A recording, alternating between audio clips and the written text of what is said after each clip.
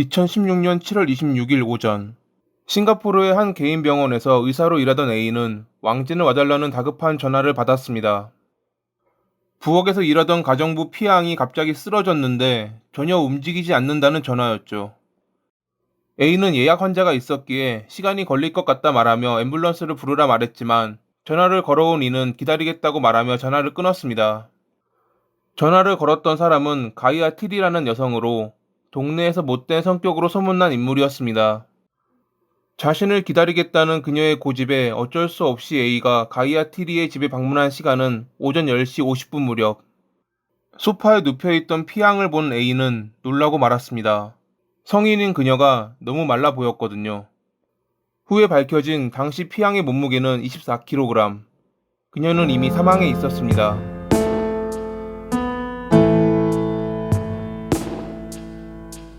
미얀마 국적의 23살인 피양은 2015년 5월에 일자리를 찾기 위해 싱가포르로 넘어왔습니다. 일자리를 알아보던 피양의 눈에 들어온 것은 다른 곳보다 좋은 보수를 주겠다는 가이아 트리가 올린 가정부 모집 공고였습니다. 급여가 높은 대신 핸드폰 휴대나 쉬는 날이 존재하지 않는다는 조건을 피양은 받아들였습니다. 처음에는 평범했습니다. 별다른 어려운 일도 없었고 집안일을 하며 가이아 트리의 아이들을 돌보는 것이 다였죠. 하지만 어느 날부터 가이아 트리는 피양을 괴롭히기 시작했습니다. 그녀는 피양이 느리고 비위생적이며 많이 먹는다는 핑계로 새로운 규정을 정했고, 이를 어기면 소리를 지르고 난동을 피웠습니다. 아마 가이아 트리에게 있어 피양은 스트레스 해소를 위한 희생양이었을 것입니다. 그녀는 스트레스가 심할수록 피양을 더 괴롭혔고 어느덧 손찌검을 하기 시작했습니다. 음식 또한 제대로 주지 않았습니다. 피양이 먹을 수 있었던 것은 작은 빵 조각과 한 움큼도 안 되는 쌀.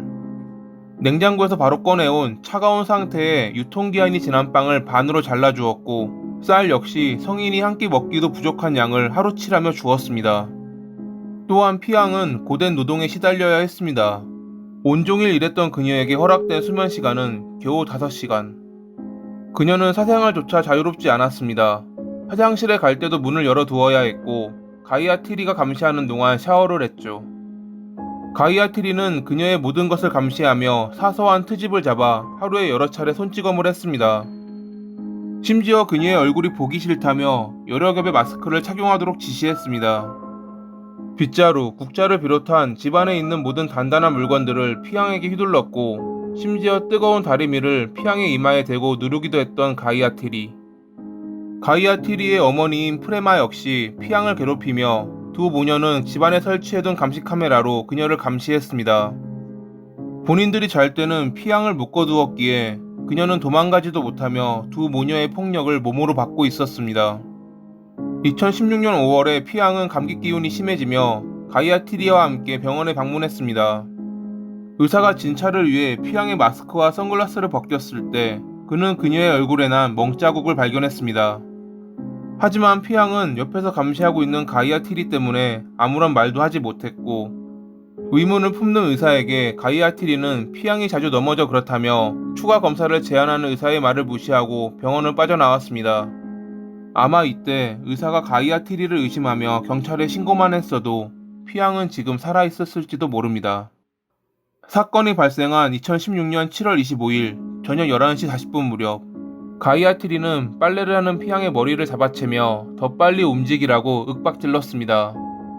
빨래가 끝나갈 무렵 피양이 다리에 힘이 없어 흔들리는 모습을 본 가이아 트리는 춤을 추지 말라고 말하며 옆에 있던 세제병을 휘둘렀고, 이를 맞고 피양은 쓰러졌습니다. 그녀가 쓰러지자 가이아 트리는 물론 프레마까지 거들어 그녀를 괴롭혔고, 그렇게 평소와 같았던 하루가 끝나는 듯 보였습니다.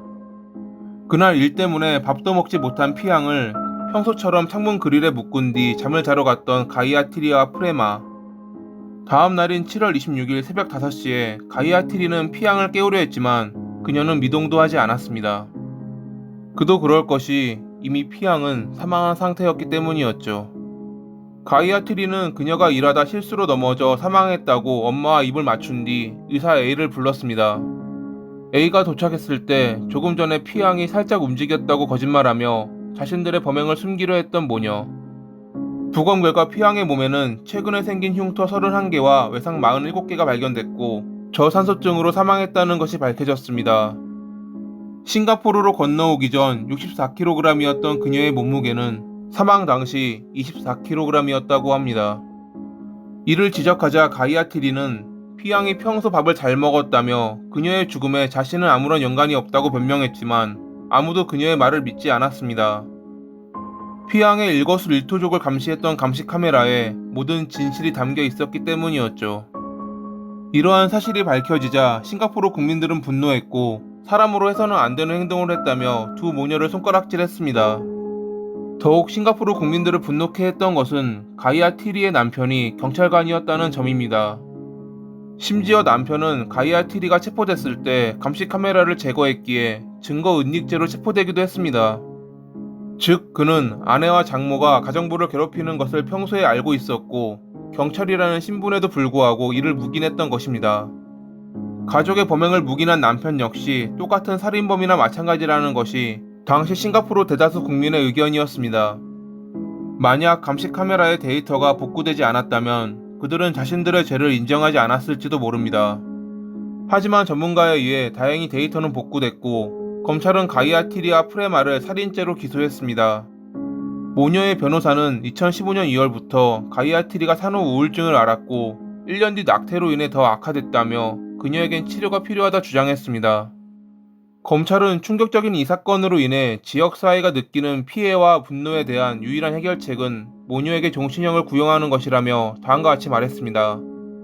악랄하고 잔인하고 비인간적이라는 단어들은 종종 나쁜 사람들을 과장되게 가리킬 때 사용합니다. 그러나 피고에 의한 범죄의 공포와 잔혹성을 완전히 표현하는 단어는 존재하지 않았습니다. 한 인간이 이런 악랄하고 비인간적인 태도로 다른 사람을 대한다는 것은 법원의 정의로운 분노를 일으키는 것이며 법은 이 사건에서 침해된 사회의 근본적 가치와 인간의 존엄성을 적절히 입증하기 위해 온 힘을 다해야 할 것입니다. 아직 이 사건은 재판부의 판결이 나지 않았습니다. 앞서 제가 다뤘던 이야기들을 보신 분들은 아시겠지만 싱가포르에선 살인죄를 인정받을 시 최대 사형도 가능합니다. 하지만 검찰이 가이아티리의 우울증을 고려해 종신형을 구형한 것으로 보아 아마 이보다 높은 형벌은 내려지지 않을 가능성이 높아 보입니다.